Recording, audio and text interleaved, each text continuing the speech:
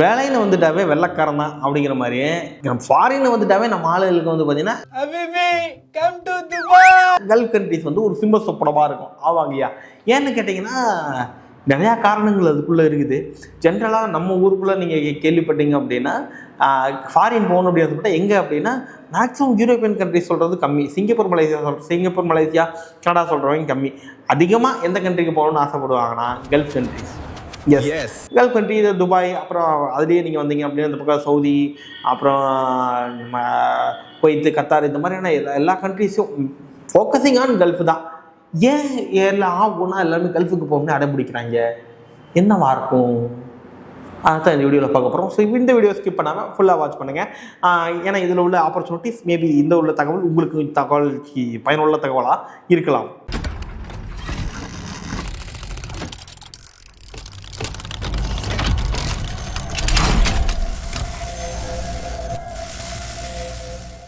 Welcome friends, உங்கள் KK எம்இசிலேருந்து. ஏன்னா ஒன்றா எல்லாரும் கல்ஃபுக்கு சட்டையை மாட்டிட்டு கிளம்பிடுறாங்கய்யா. அது இந்த சமீப காலமாக நான் பார்க்கும்போது ஆப்பர்ச்சுனிட்டிஸ் கொஞ்சம் நிறையா வந்துச்சு. ஈவன் நம்ம சேனல்லையும் நீங்கள் பார்த்தீங்கன்னா அதில் பிளேஸ் ஆனவங்கலாம் உள்ளே வந்துக்கிட்டு இருப்பாங்க. பட் எனிஹவ் நம்ம ஜாப்னு சொன்னாவே கல்ஃப் கண்ட்ரி தான் மேக்ஸிமம் சொல்கிறாங்க. எதனால்? ஏன் கல்ஃப் கண்ட்ரியில் மட்டும் இவ்வளோ ஜாப் ஆப்பர்ச்சுனிட்டி இருக்குதா? இப்போ மற்ற கண்ட்ரிலாம் இல்லையா? மற்றதெல்லாம் ஃபாரின் கண்ட்ரி இல்லையா அப்படின்னு கேட்டிங்கன்னா எல்லாம் இருக்குதாங்கய்யா. ஆனால் கல்ஃப் கண்ட்ரியில் தான் ரொம்ப அதிகமான ஜாப் ஆப்பர்ச்சுனிட்டிஸ் இருக்குது. மெயின் வந்து பார்த்திங்கன்னா ரெஃபைனரி பேஸ் பண்ணி இருக்குது. இன்றைக்கி தெரியாதவங்களுக்கு கூட தெரிஞ்சிருக்கும். ஏன்னா கேஸ் வீட்டில் இல்லை, பெட்ரோல் கிடைக்க முடியுது அப்படின்னு எல்லாத்துக்கும் தெரிஞ்சிருக்கும், கண்டிப்பாக தெரிய வந்திருக்கும். ஸோ கல்ஃபை பொறுத்தளவுக்கு ஃபுல் அண்ட் ஃபுல் எண்ணெய் கிணறுகள்லாம் ஜாஸ்தி. அந்த எண்ணெயை ரிஃபைன் பண்ணி ப்ராசஸ் பண்ணுற இண்டஸ்ட்ரி தான் அங்கே அதிகமாக இருக்கும். ஸோ இப்போ ஆயில் அண்ட் கேஸ் இண்டஸ்ட்ரி அங்கே அதிகமாக இருக்கிறதுனால அங்கே லேபர் பேஸ்டு ஸ்கில்லும் தேவைப்படும்.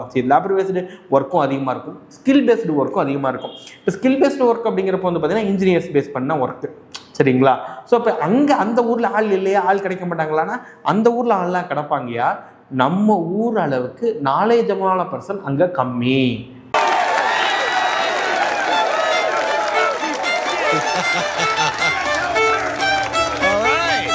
ஓகேவா? அங்கே ஸ்கில்டு லேபர்ஸ் கம்மி, அங்கே இன்ஜினியரிங் காலேஜ் கம்மி, நம்ம ஊர் இருக்கிற அளவுக்கு கிடையாது.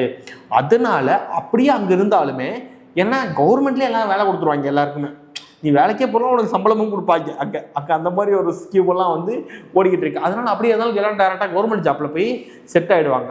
இப்போ ப்ரைவேட்டாக இருக்கக்கூடிய அந்த கம்பெனிஸ் பண்ணி இண்டஸ்ட்ரிலாம் வந்து பார்த்தீங்கன்னா ஆள் பெருசாக கிடைக்காது. அப்போ அவங்களாம் என்ன பண்ணுறாங்க அப்படின்னா வெளியில் உள்ள மற்ற கண்ட்ரியை நம்பி தான் இருக்கிறாங்க. அதுவும் பெரும்பாலும் இந்தியாவை நம்பி இருக்கிறாங்கன்னு சொல்லலாம். ஏன்னா கல்ஃபை பொறுத்தளவுக்கு கிட்டத்தட்ட 40-50% அங்கே இருக்கிறது நம்ம ஆளுங்க தான்.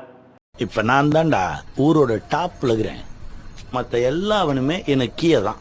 இந்தியன்டா அப்படிங்கிற மாதிரி தான் இருக்குது. பட்டு இதை வச்சு நம்ம பெருமைப்படுறதா, இங்கே வேலை இல்லாமல் இல்லை அங்கே போய் வேலை செய்கிறாங்கன்னு வருத்தப்படுறதா அப்படிங்கிறதெல்லாம் எனக்கு புரியல. பட் 40-50% நம்மளால அங்கே இருக்கிறாங்க அப்படிங்கிறது தான் இன்றைக்கி எடுத்த அந்த கணக்கெடுப்புகள், அந்த நிறையா வெப்சைட்டை ஆராய்ச்சி பண்ணதுகளில் நம்மளுக்கு கிடைத்த தகவறிக்கைன்னு வச்சுக்கலாம். ஓகே, ஸோ இந்த 40-50% வந்து பார்த்தீங்கன்னா அங்கே போகிறதுக்கு காரணம் நிறைய ஜாப் ரோல்ஸ் இருக்குங்கய்யா.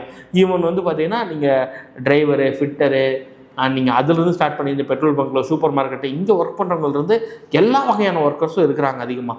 ஆனால் நம்ம இந்தியாவிலேருந்து ரொம்ப அதிகமாக இதில் யார் அதிகமாக போவாங்கன்னா இன்ஜினியர்ஸ் பேஸ் பண்ணி தான் அதிகமாக போகிறாங்க.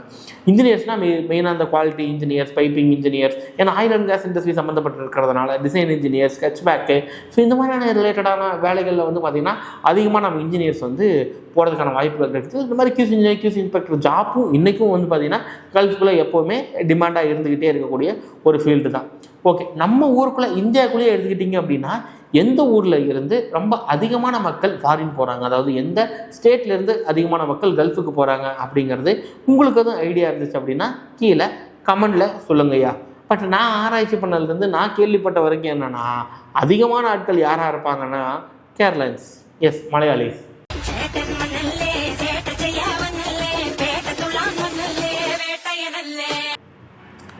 ஏன்னா அதிகமாக கேரளா பீப்புள் தான் வந்து பார்த்தீங்கன்னா கல்ஃபை வந்து ஆக்குபை பண்ணியிருக்கிறாங்க அப்படிங்கிற ஒரு தகவல் அங்கே இதுக்கு முன்னாடி ஒர்க் பண்ணவங்கள்ட்ட நான் கேட்டிருக்கேன். இப்போ நம்ம பசங்க ஒர்க் பண்ணுறாங்க, அவங்கள்ட்ட கேட்டாலும் ஆமாம் சார் மேக்ஸிமம் இங்கே உள்ளதான் கேரளா பீப்புள் தான் சார் ஜாஸ்தி அப்படிங்கிற தகவல் தான் நிறைய பேர் வந்து சொல்லியிருக்கிறாங்க. இதில் வந்து பார்த்திங்க அப்படின்னா நம்ம ஊரில் தமிழ்நாட்டுக்குள்ளே இருந்து எந்த ஊருக்காரங்கள்லாம் ரொம்ப அதிகமாக அப்ரோல் இருப்பாங்கன்னா நான் பார்த்த வரைக்கும் எப்படின்னா நான் ஜென்ரலாக கேட்போம் இல்லையா, உங்கள் ஊரில் நீ எப்படி அப்ராடு போவா அப்படின்னா சார் ஊரில் சித்தப்பா அங்கே இருக்காரு, மாமா அங்கே இருக்காரு அப்படின்னு அதிகமாக சொன்ன ஊர் எதுனா ராம்நாத் டிஸ்ட்ரிக்ட். எஸ், ராம்நாடு. அந்த ராம்நாடு பக்கம் அப்படியே அந்த பக்கம் சிவகாசி, தென்காசி, கடலூர், அப்படியே இங்கிட்டு வந்தீங்க அப்படின்னா கன்னியாகுமரி, நாகர்கோவில், அதான் அந்த கேரளாவிலேருந்து அந்த பெட்டு அப்படியே அந்த கடலோர பகுதிகளிலிருந்து அப்படியே கொஞ்சம் பார்த்தீங்கன்னா அவங்களாம் தான் வந்து பார்த்தீங்கன்னா ரொம்ப அதிகமாக கல்ஃபில் இருக்கிறாங்க அப்படிங்கிறத வந்து நான் 10 பேர் நீங்கள் விசாரிச்சிங்கன்னா உங்களுக்கே தெரியும். பட் அவங்க வந்து ஒருத்தர் போயிட்டாலும் அதை வச்சு இன்னொருத்தவங்க அதை வச்சு இன்னொருத்தவங்க அப்படின்னு சொல்லிட்டு அப்படி இழுத்துக்கிட்டே இருப்பாங்க. மீதியெல்லாம் ஜென்ரிக்காக தாங்க இருக்கும். அப்போ ஆக ஆப்பர்ச்சுனிட்டிஸ் அங்கே இருக்குது. அந்த ஆப்பர்ச்சுனிட்டிக்கு தகுந்த மாதிரியான ஆட்கள் அங்கே கல்ஃபில் கிடைக்கிறது இல்லை. அது மட்டும் இல்லாமல் இந்த விசா ப்ராசஸ் கொஞ்சம் சிம்பிளாக இருக்கும். மெடிக்கல் மட்டும் ஒன்று போட்டால் போதும், விசா ப்ராசஸ் கம்பெனி ப்ராசஸ் பண்ணி ஒரு வாரம் 10 நாளில் ஈஸியாக நீங்கள் வந்து டெபாசிட் பண்ண முடியும். இங்கேருந்து ஈஸியாக நீங்கள் அப்ராடுக்கு போக முடியும். இது ஒரு பிரச்சனை இல்லாத ஒன்று. ப்ளஸ் நம்மளுக்கு தான் உங்களுக்கு தெரியுமே, பக்காவாக வேலை செய்வாங்க, வேலையில் எந்த குறையும் இருக்காது அப்படிங்கிறனால so they like Indian people also. அதனாலையும் வந்து பார்த்திங்கன்னா நம்மளுக்கு அதிகமாக அங்கேருந்து போகுது. ஸோ நம்மளுக்கும் ப்ராசஸ்லாம் ஈஸி அப்படிங்கிறதுனால நம்ம போகிறோம். மினிமம் ஒரு 3 வருஷம் ஈஸியாக நீங்கள் கல்ஃப் போயிடலாம். ஆனால் மற்ற கண்ட்ரி கம்பேர் பண்ணும்போது அந்த எக்ஸாம் எழுது இந்த எக்ஸாம் எழுது, இப்போ சிங்கப்பூர் போனீங்கன்னா எஸ்பாஸ் எடு, 1.5 லட்ச ரூபா கொடு, 2 லட்ச ரூபா கொடு அப்படிங்கிறதெல்லாம் இருக்குது. இதெல்லாம் எதுவுமே இல்லாமல் செலவே இல்லாமல் எல்லா கம்பெனியே பார்த்து எல்லா செலவையும் கம்பெனியே பார்த்து நம்மளை ஈஸியாக எடுத்துகிட்டு போகும். இந்த காரணங்கிறதுனால நம்மளும் ஃபோக்கஸ் பண்ணுறது இந்த கல்ஃப் கண்ட்ரிஸை ஃபோக்கஸ் பண்ணிக்கிட்டு இருக்கிறோங்க. பட் இந்த வார் சிச்சுவேஷன் வந்ததுக்கு அப்புறமா கல்ஃப் கண்ட்ரிஸை எத்தனை பேர் ஃபோக்கஸ் பண்ணுவாங்க அப்படிங்கிறது தெரியல.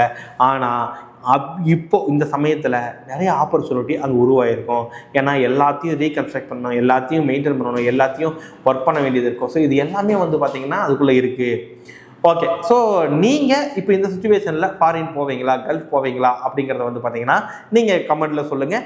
இல்லை நீங்கள் அந்த கல்ஃபை பற்றி வேறு ஏதாவது தெரிஞ்சுக்கணும் அப்படின்னு ஆசைப்பட்டீங்கன்னா கீழே நம்பர் இருக்குது, கான்டாக்ட் பண்ணுங்கள், இல்லை வாட்ஸ்அப் பண்ணுங்கள். முடிஞ்ச அளவுக்கு நான் உங்களுக்கு உதவி பண்ணுறதுக்கு கைட் பண்ணுறதுக்கு நாங்கள் முயற்சி பண்ணுறோம். Thank you so much.